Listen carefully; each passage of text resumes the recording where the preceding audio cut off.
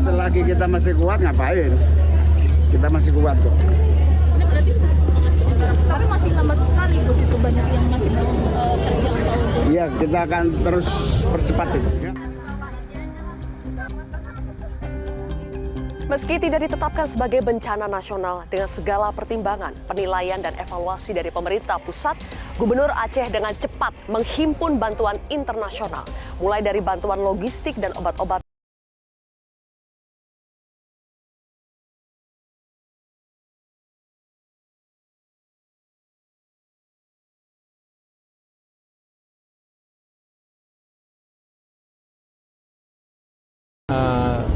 Bantuan dari luar disalurkan dengan tepat.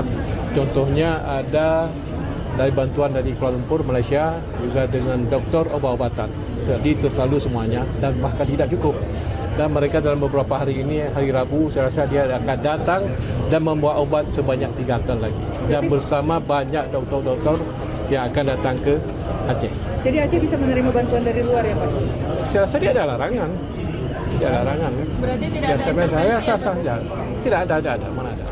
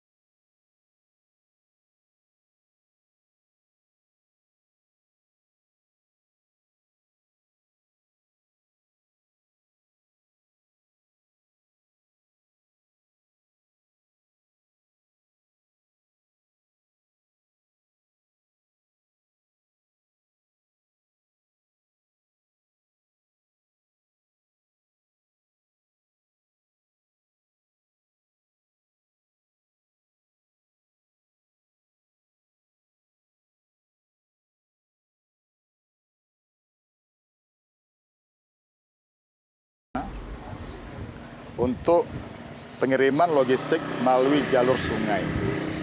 Jalur sungai yang sungai itu adalah sungai yang meluap, yang membanjiri tempat kami. Dengan melawan arus, mereka sampai. Kenapa kantor Bupati sudah tenggelam? Tenggelam, Pak.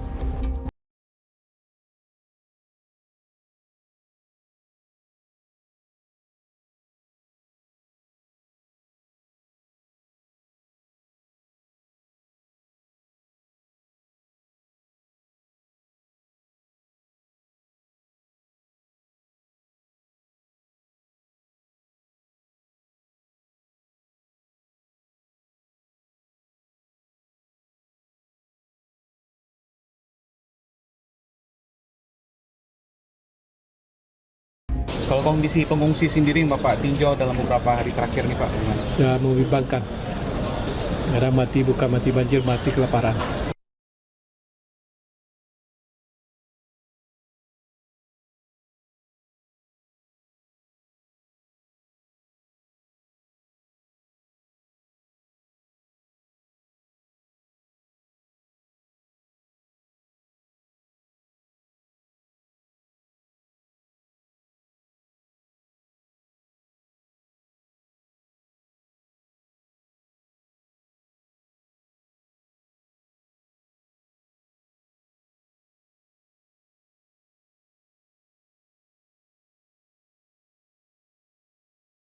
Kepentingan di pusat tidak sedahsyat di media sosial lah, tapi kemudian kaget tidak mengira bencananya sebesar ini.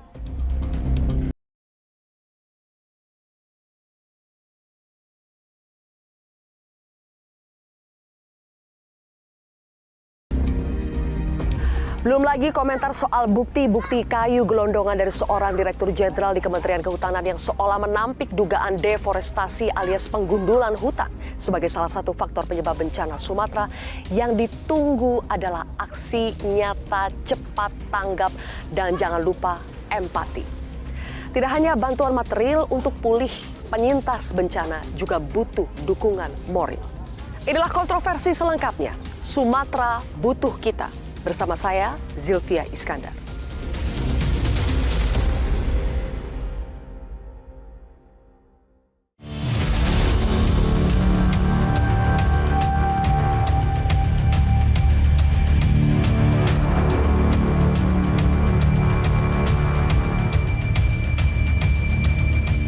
Pemirsa, tim kontroversi pada hari Selasa tanggal 9 Desember 2025 mendatangi salah satu posko pengungsian yang ada di Desa Sukajadi, Kecamatan Karangbaru, masih di Kabupaten Aceh Tamiang. Dan pada hari ini hujan kembali mengguyur di sekitar lokasi ini. Hujannya cukup deras, tapi kami masih bisa melakukan peliputan dan saya ingin memperlihatkan kepada Anda bahwa posko pengungsian ini terletak di atas, ini bisa dibilang di samping jembatan ya. Dan dari sini kita masih bisa melihat ada tumpukan-tumpukan kayu seperti ini dan di situ ada perumahan warga. Sebelum banjir bandang terjadi masih ada warga yang tinggal di sana. Di sini adalah permukiman warga yang kami tidak tahu lagi apakah ini masih bisa kita perlihatkan ada sungai di sini, karena sebelumnya di sini adalah sungai tapi sudah tertutup oleh tumpukan kayu, kemudian barang-barang yang semuanya tersapu oleh banjir bandang. Dan sekarang di jembatan ini dijadikan sebagai salah satu lokasi pengungsian oleh warga yang ada di Desa Sukajadi ini.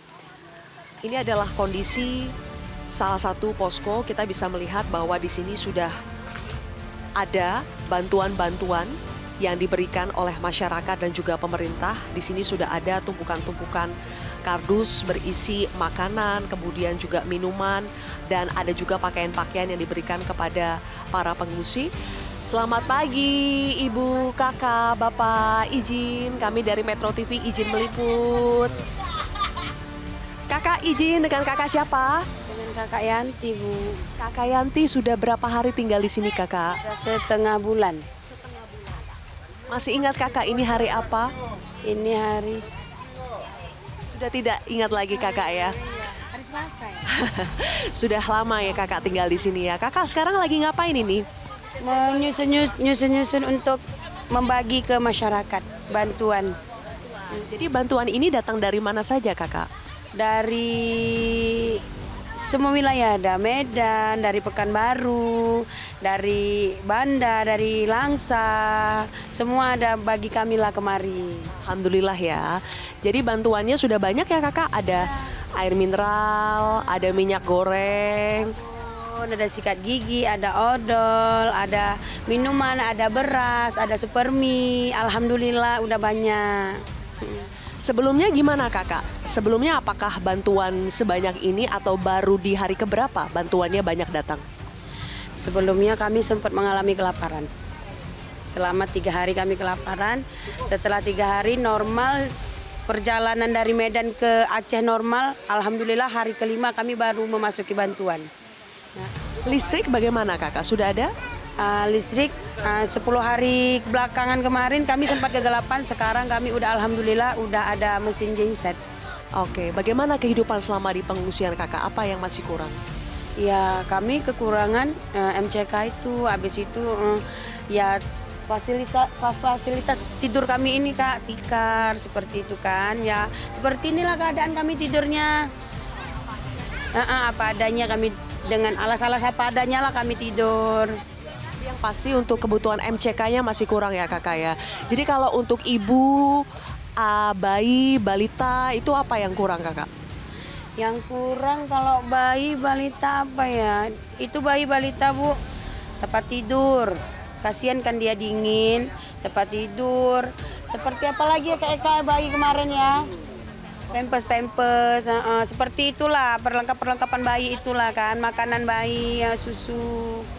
Kakak tetap semangat ya Kakak? Semangat banget, semangat. Walaupun rumahnya udah hilang kami semangat. Iya semangat kami. Iya.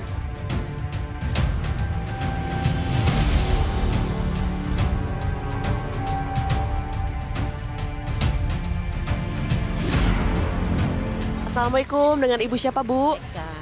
Ibu Eka sudah berapa hari Bu ada di posko ini? Tanggal 27 Kak. Jadi dari awal ya? Iya, mulai banjir tapi kami tanggal 26.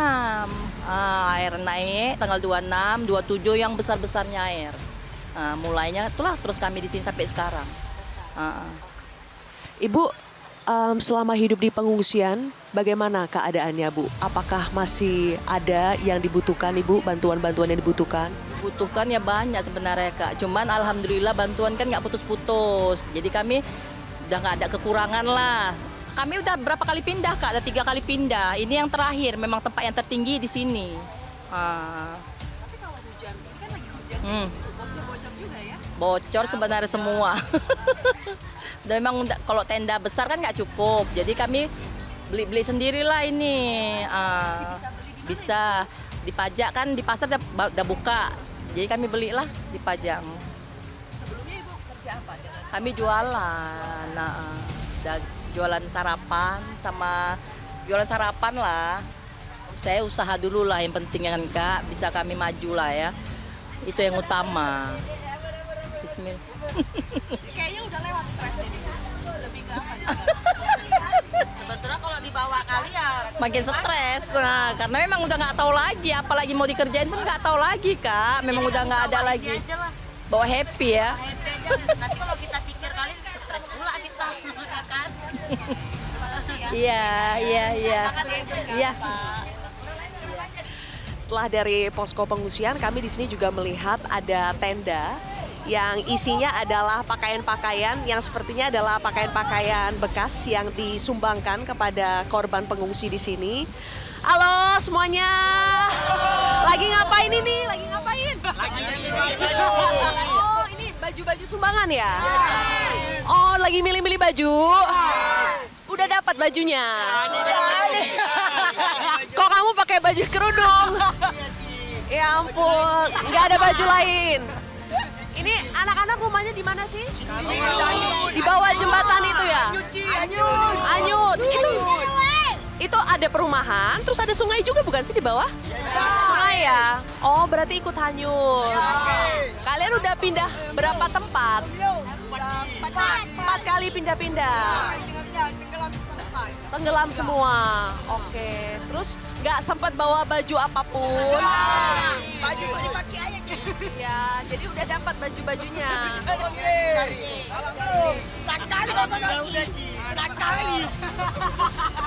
Baju udah dapat. Di sini makan udah dapat. Udah minum. Apalagi yang kurang? Air bersih ya. Posisinya dalam keadaan tertutup, gelap, tidak ada aktivitas apapun. Dan kalau saya lihat ini masih dipenuhi lumpur.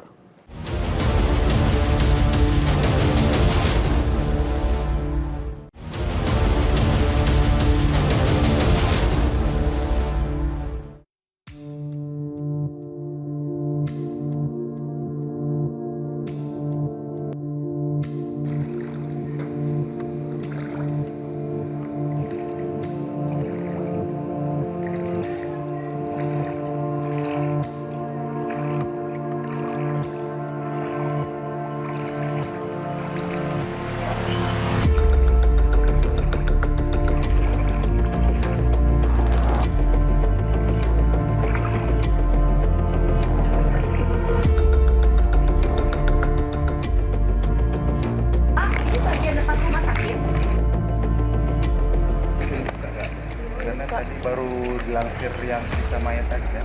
Oh, jadi masih ada ini nggak sih Pak operasionalnya? Katanya pindah ke lantai 3. Lantai 2. Lantai 2 ya? Lantainya itu.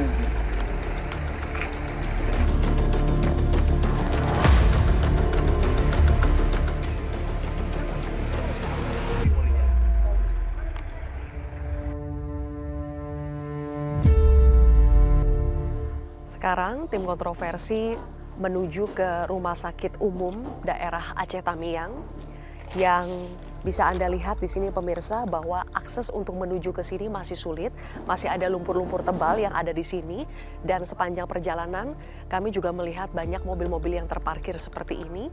Tampaknya mereka ini adalah mobil dari warga yang menitipkan mobil mereka di sini dengan harapan bahwa mobil mereka tidak terkena banjir, tapi ternyata tetap saja terendam banjir.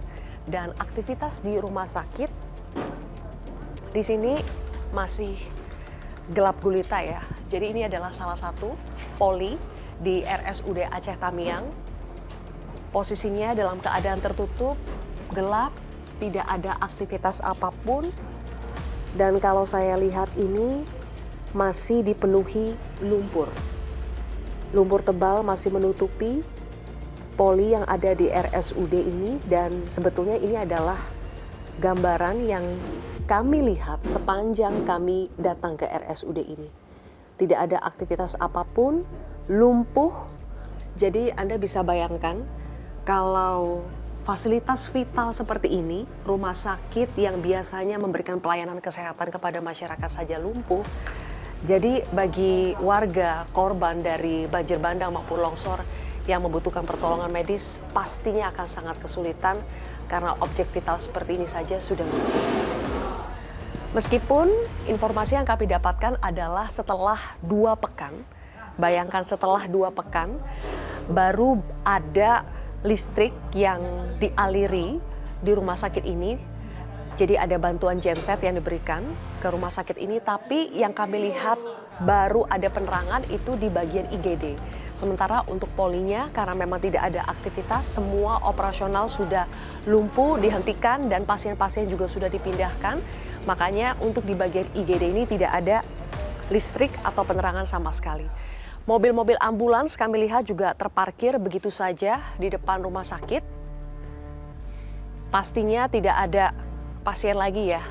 Terakhir kami mendengar informasi dari warga, ada 2 jenazah yang dipindahkan dari rumah sakit ini, jadi sudah dievakuasi keluar dari rumah sakit setelah sebelumnya sempat tertahan karena banjir juga menutupi terutama area lantai 1 dari rumah sakit.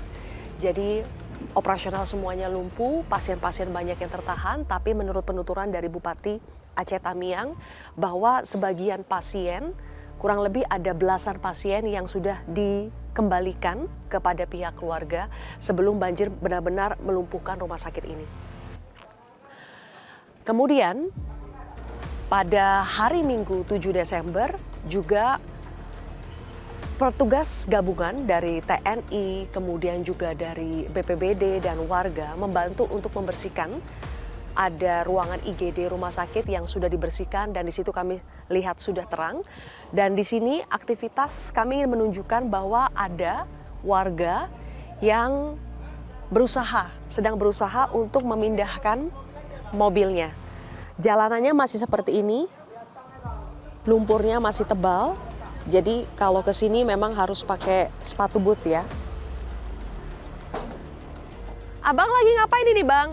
Lagi ini derek mobil. Derek mobil? Ya. Mindahin mobil. Ini mobil siapa? Mobil apa nggak tahu, Pak. Awak disuruh. Oh, sebelumnya parkir di sini ya? Iya. Wah, kerendam ya. Ini mau dipindahin ke mana? Mau dibawa ke Medan, Kak. Mau dibawa ke Medan? Iya. Oke. Tolonglah, Kak.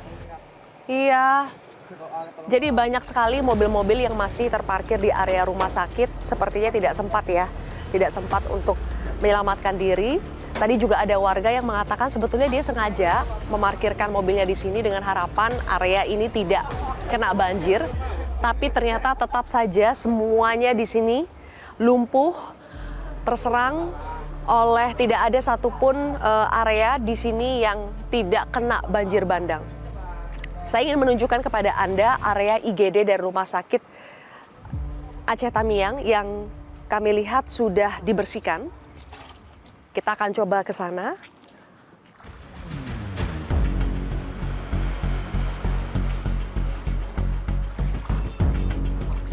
Di area sekitar rumah sakit ini pemirsa mulai terang karena sudah mendapatkan pasokan listrik. Kami dengar ada pinjaman genset yang ditujukan, memang difokuskan untuk area rumah sakit ini. Dan sekarang ini adalah instalasi gawat darurat dari RSUD di Aceh Tamiang. Area ini adalah satu-satunya area yang kami lihat listriknya sudah ada, lampunya sudah menyala. Di depan juga ada 2 truk yang membawa air. Tadi kami sudah sempat sedikit membersihkan sepatu kami supaya kami bisa memperlihatkan kepada Anda di dalam pemirsa. Rumah sakit ini di bagian IGD sudah dibersihkan oleh tim gabungan. Jadi lantainya sudah lebih bersih dibandingkan di area-area lainnya. Ada kardus-kardus air minum dalam kemasan di sini. Kemudian Anda bisa lihat di sini areanya kosong, tapi jejak-jejak lumpur ya, jejak-jejak lumpur akibat banjir bandang itu terlihat. Nah, tidak ada benda apapun di sini, sepertinya sudah dikosongkan. Di situ Anda bisa lihat ada bagian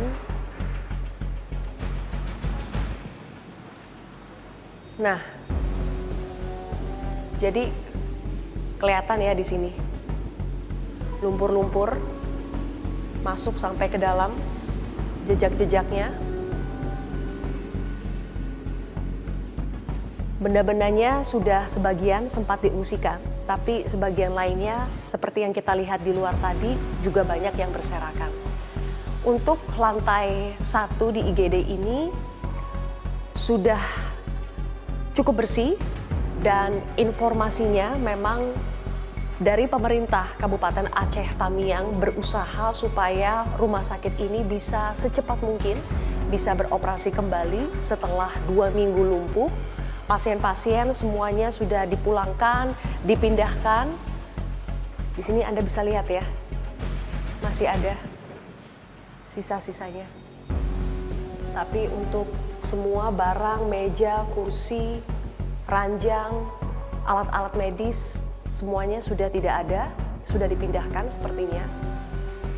Tidak ada petugas juga di sini yang kami lihat, tapi penerangan sudah ada.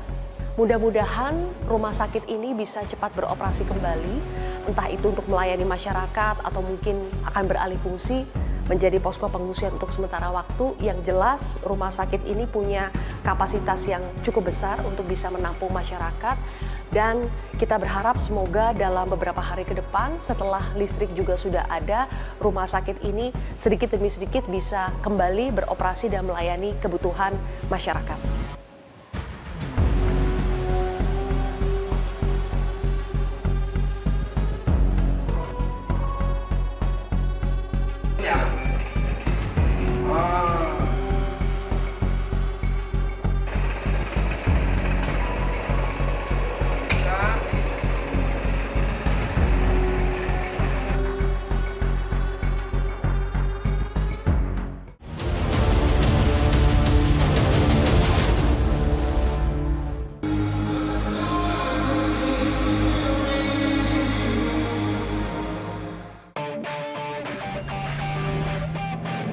Bagian terbaik saat berlibur bukanlah destinasinya, tapi momen kecil di perjalanan yang bikin liburan makin berkesan. Di Be Quick, kami memberikan servis maksimal hingga detail terkecil di mobilmu.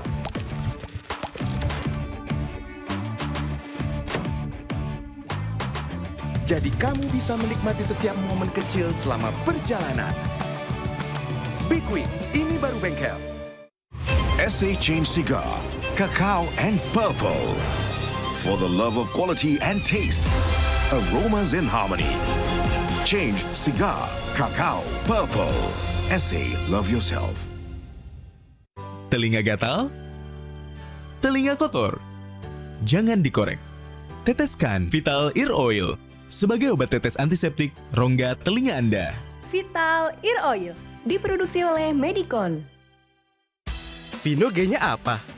Vino Giat Menabung Bastian, Vino Gerak Bayar Tagihan Bastian, bisa juga Vino Gemar Transaksi Bastian. Terus nabung dan transaksi, terus menang bareng Vino Gebiar Hadiah BCA. Tiap orang punya semangatnya masing-masing untuk memberikan yang terbaik. Terima kasih untuk kamu yang tidak bercerita, tapi selalu semangat 100%. Kopi Kapal Api. Jelas lebih enak. Jamur ngeselin? Untung ada Zoralin. Obat spesialis bantu cabutin jamur. Jamur ngeselin? Olesin Zoralin. Diproduksi oleh Medicon. Bagian terbaik saat berlibur bukanlah destinasinya, tapi momen kecil di perjalanan yang bikin liburan makin berkesan. Di Be Quick, kami memberikan servis maksimal hingga detail terkecil di mobilmu.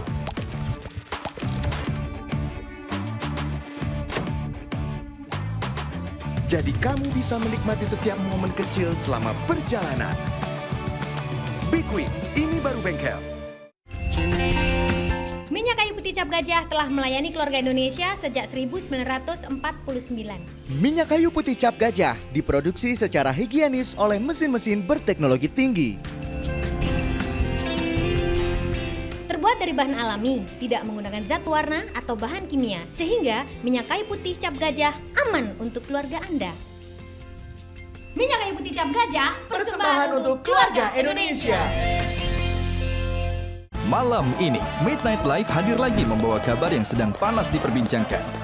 Kebakaran gedung Teradrone telah menewaskan 22 orang. Aspek keamanan dan keselamatan gedung pun kini jadi sorotan. Selain itu, kita juga akan berbincang dengan Aumania dalam segmen Come On. Dan grup band Hara juga akan datang untuk cerita soal EP perdana mereka, 4 Mata 5 Cerita. Midnight Live, jam 10:30 malam ini. Showbiz setiap minggu jam 1 siang. SA Change Cigar, Cacao and Purple. For the love of quality and taste, aromas in harmony. Change Cigar, Cacao, Purple. SA, love yourself.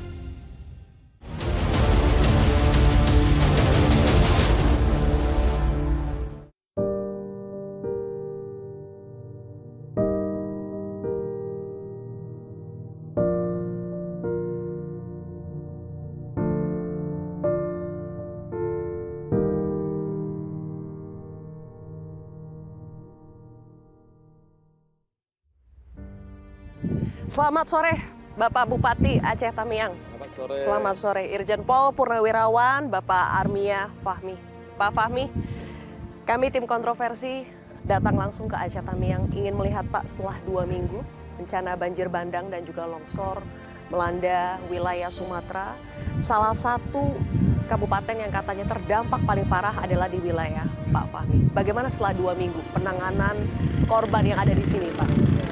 Alhamdulillah berkat usaha kita yang terus memohon bantuan kepada pemerintah pusat dan juga pemerintah Aceh untuk dapat memberikan bantuan terutama logistik kepada masyarakat kami. Sampai saat ini kami yakin seluruh kecamatan sudah kita terobos. Dari 12 kecamatan. Terakhir saya wawancara Bapak itu di hari Selasa minggu lalu, Bapak mengatakan bahwa 10 kecamatan masih terisolasi. Kalau setelah 2 pekan bagaimana Pak? Masih ada yang terisolasi? Saya yakin udah semua hasil laporan dari tim kami. Saya kan tim untuk pengiriman sembako atau logistik ini kan itu ada dari pihak kecamatan, kemudian dari pihak desa. Jadi perangkat desa ataupun kepala desa itu sudah bisa memastikan berapa jumlah masyarakatnya. Mereka datang kemari, kita berikan logistik, kita hantarkan nanti sampai ke desa yang dituju. Pak Bupati, apa yang bisa menjelaskan kenapa sampai 2 pekan Pak? Bantuan itu sepertinya lama sekali dan sulit sekali menjangkau masyarakat. 2 minggu Pak, itu waktu yang sangat lama untuk mereka bertahan tanpa adanya bantuan. Apa Pak yang... Memang saya Mbak terus berusaha, kebetulan juga memang sarana komunikasi kan terputus Mbak ya. Kita kebetulan waktu itu ada sebuah alat komunikasi Starlink ya Pak. Kita pakai itulah. Akhirnya bisa kita bisa berkomunikasi. Saya langsung telepon, saya sampaikan, saya buat koordinat untuk pendaratan helikopter di situ, kita kirim semua Mbak, terutama ke BNPB. Jadi sebetulnya Mbak bukan menurut saya itu mungkin bukan terlambat, tapi karena memang transportasi kemari, karena kan kebetulan kita jalan arah ke Medan itu terputus. Pertama karena sisa-sisa banjir itu masih sedada, di arah Kebun 3 namanya, di perbatasan. Dan ada satu lagi daerah Semadam itu longsor. Terakhir Pak Bupati, ini adalah pelajaran yang mahal buat kita semua, terutama mereka yang berada di wilayah Sumatera.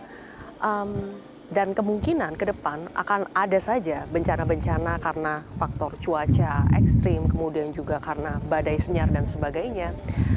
Supaya tidak parah seperti ini, Pak, apa yang bisa diupayakan oleh pemerintah kabupaten? Apa harapan Bapak kepada pemerintah provinsi maupun pemerintah pusat untuk bisa mencegah destruktif parahnya bencana seperti ini, Pak?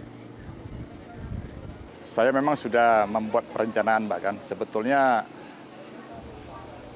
beberapa bulan yang lalu, setelah saya dilantik jadi bupati, kita harus buat perencanaan bagaimana sungai ini yang setiap tahunnya pasti meluap, kita bendung atau kita alirkan kemana, sehingga apabila di hulu terjadi curah hujan yang tinggi, nggak begitu besar luapannya kepada kami. Karena kami terus terangnya, Mbak, kami terus menerima ini, menerima dari hulu, tumpahan dari sana. Dan ini nggak bisa kita hindari, harus kita hadapi. Bagaimana dengan faktor pembalakan, Pak? Pembalakan hutan, pembalakan liar, entah yang legal maupun yang tidak legal. Apakah itu terjadi juga di Aceh Tamiang? Aceh Tamiang, Mbak, kalau hutan nggak ada, Mbak, ya. Jadi saya kalau masalah illegal logging saya kira nggak ada. Karena kita kan nanti kebanyakan HGU.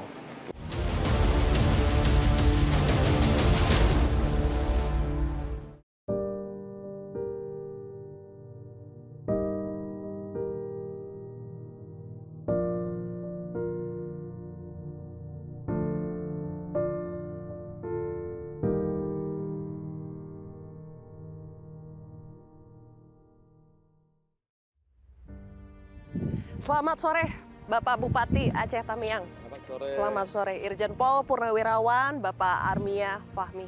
Pak Fahmi, kami tim kontroversi datang langsung ke Aceh Tamiang, ingin melihat Pak setelah 2 minggu bencana banjir bandang dan juga longsor melanda wilayah Sumatera.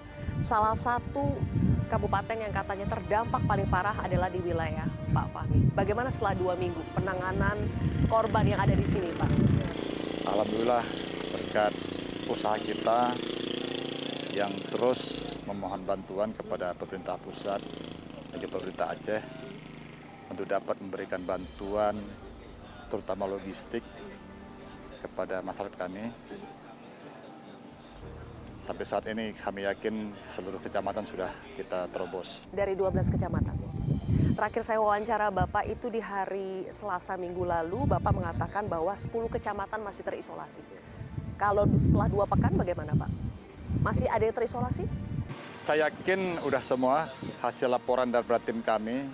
Saya kan tim untuk pengiriman sembako atau logistik ini kan itu ada dari pihak kecamatan, kemudian dari pihak desa. Jadi perangkat desa ataupun kepala desa itu sudah bisa memastikan berapa jumlah masyarakatnya. Mereka datang kemari, kita berikan logistik, kita hantarkan nanti sampai ke desa yang dituju. Pak Bupati, apa yang bisa menjelaskan kenapa sampai 2 pekan, Pak? Bantuan itu sepertinya lama sekali dan sulit sekali menjangkau masyarakat. 2 minggu, Pak, itu waktu yang sangat lama untuk mereka bertahan tanpa adanya bantuan. Apa, Pak, yang... Memang saya, Mbak, terus berusaha, kebetulan juga memang sarana komunikasi kan terputus, Mbak, ya. Kita, kebetulan waktu itu ada sebuah alat komunikasi Starlink ya, Pak, ya. Kita pakai itulah. Akhirnya bisa kita bisa berkomunikasi. Saya langsung telepon, saya sampaikan, saya buat koordinat untuk pendaratan helikopter di situ, kita kirim semua, Mbak. Terutama ke BNPB. Jadi sebetulnya, Mbak, bukan menurut saya itu mungkin bukan terlambat, tapi karena memang transportasi kemari, karena kan kebetulan kita jalan arah ke Medan itu terputus. Pertama karena sisa-sisa banjir itu masih sedada, di arah Kebun 3 namanya, di perbatasan. Dan ada satu lagi daerah Semadam itu longsor. Terakhir, Pak Bupati, ini adalah pelajaran yang mahal buat kita semua, terutama mereka yang berada di wilayah Sumatera. Dan kemungkinan ke depan akan ada saja bencana-bencana karena faktor cuaca ekstrim, kemudian juga karena badai senyar dan sebagainya. Supaya tidak parah seperti ini, Pak, apa yang bisa diupayakan oleh pemerintah kabupaten? Apa harapan Bapak kepada pemerintah provinsi maupun pemerintah pusat untuk bisa mencegah destruktif parahnya bencana seperti ini, Pak? Saya memang sudah membuat perencanaan, Mbak, kan. Sebetulnya beberapa bulan yang lalu, setelah saya dilantik jadi bupati, kita harus buat perencanaan bagaimana sungai ini yang setiap tahunnya pasti meluap, kita bendung atau kita alirkan kemana, sehingga apabila di hulu terjadi curah hujan yang tinggi, nggak begitu besar luapannya kepada kami. Karena kami terus terangnya, Mbak, kami terus menerima ini, menerima dari tumpahan dari sana, dan ini nggak bisa kita hindari, harus kita hadapi. Bagaimana dengan faktor pembalakan, Pak? Pembalakan hutan, pembalakan liar, entah yang legal maupun yang tidak legal, apakah itu terjadi juga di Aceh Tamiang? Aceh Tamiang, Mbak, kalau hutan nggak ada, Mbak, ya. Jadi saya kalau masalah illegal logging saya kira nggak ada, karena kita kan nanti kebanyakan HGU, lepas sawit. Jadi memang dari dulu sudah seperti itu. Jadi kalau untuk illegal logging saya kira tidak ada di sini. Pak Bupati, perjalanan masih panjang. Semoga tetap semangat dan tetap bisa membantu semaksimal mungkin untuk warga Bapak ya, Pak. Terima kasih, Pak Bupati. Terima kasih, Pak Sofia. Yes.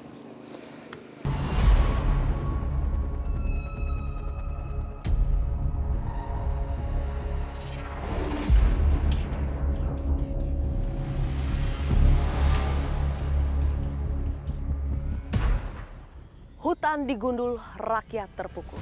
Salah satu dugaan utama mengapa bencana banjir bandang dan tanah longsor di wilayah Sumatera pada akhir November 2025 begitu parah adalah karena telah terjadinya deforestasi atau beralih fungsinya hutan menjadi lahan aktivitas yang lain seperti perkebunan sawit, tambang, dan sebagainya. Sejumlah data menyebutkan bahwa deforestasi di wilayah Sumatera dari tahun 2023 ke tahun 2024 telah meningkat 3 kali lipat dari 33.000 hektar menjadi 91.000 hektar. Dan apa akibatnya?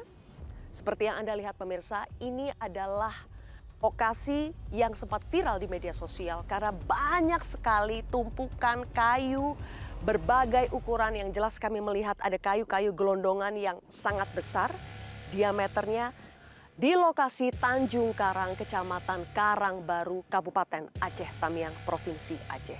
Dan dampaknya luar biasa. Semula ini adalah pondok pesantren. Di belakang Anda bisa melihat masjid, kemudian ini adalah asrama. Di sini tadinya adalah lapangan bola, lapangan aktivitas dari para santri-santri yang ada di sini. Dan sekarang semuanya sudah ditutupi oleh kayu-kayu seperti ini. Saya di sini melihat ada Pak Subhan. Pak Subhan, Assalamualaikum, selamat sore. Pak Subhan, apa bisa dibantu, Bu? Iya, Pak Subhan ketua yayasan ya dari pondok pesantren di sini? Saya di sini diamanahkan menjadi ketua yayasan Rumah Cin. Dalam ini berkembang dalam bidang pendidikan yaitu pondok pesantren. Oke, Pak Subhan, apa yang terjadi sampai pondok pesantren ini berubah menjadi kayu-kayu gelondongan yang jumlahnya banyak seperti ini? Sepertinya bertonton ini Pak di sini kayu-kayu. Ini luas pesantren ini sekitar 4 hektar lebih, Bu. Jadi datangnya kayu ini hampir menutupi semua areal pesantren. Ini kayu-kayu ini berasal dari pegunungan yang dibawa oleh banjir. Sehingga kami sendiri tidak tahu bagaimana kejadiannya seperti ini karena kami warga ketika kejadian banjir kami sedang istirahat tidur, Bu, malam. Karena datangnya ini maghrib, kemudian pagi harinya sudah banyak kayu seperti ini. Dan ini bukan 1 meter, 2 meter kedalamannya. Ini hampir 5 meter kedalaman. Berarti di bawah ini banyak kali kayu-kayu yang besar-besar bangkalnya di sini, Bu.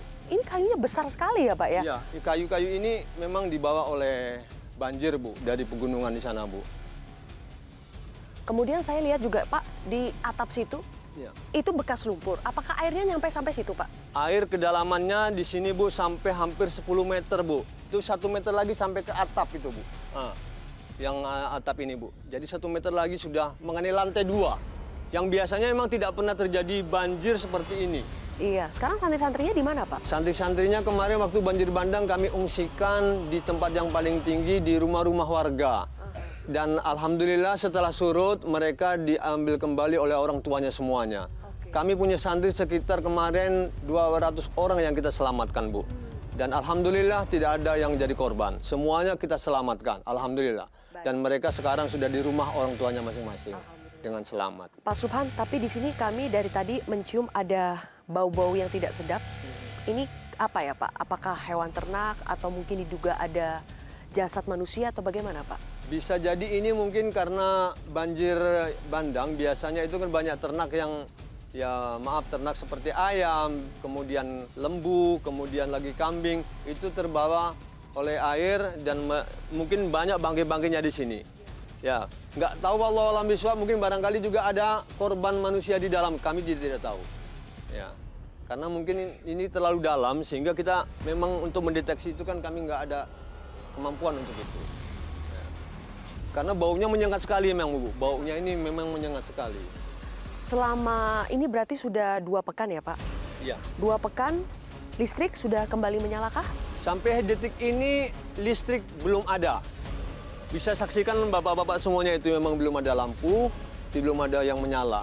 Memang udah gelap dari kemarin, dan sekitar udah hampir 2 minggu ini kita gelap.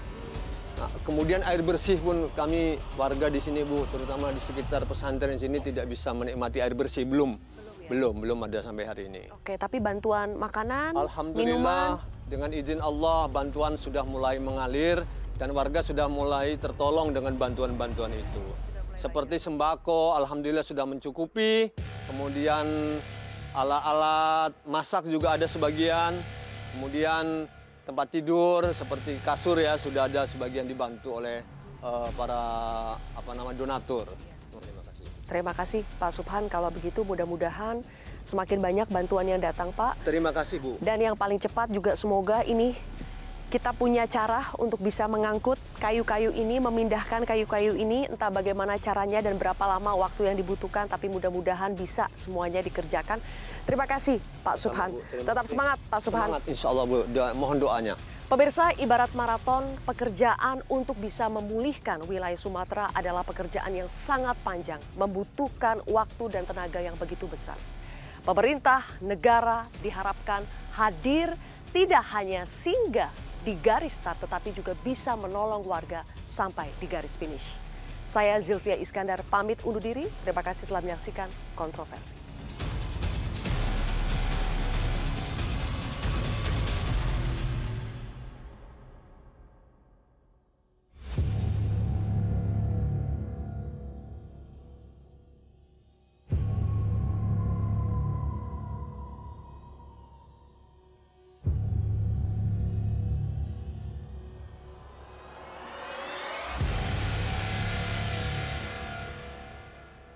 Dapatkan informasi, download Metro TV Extend sekarang.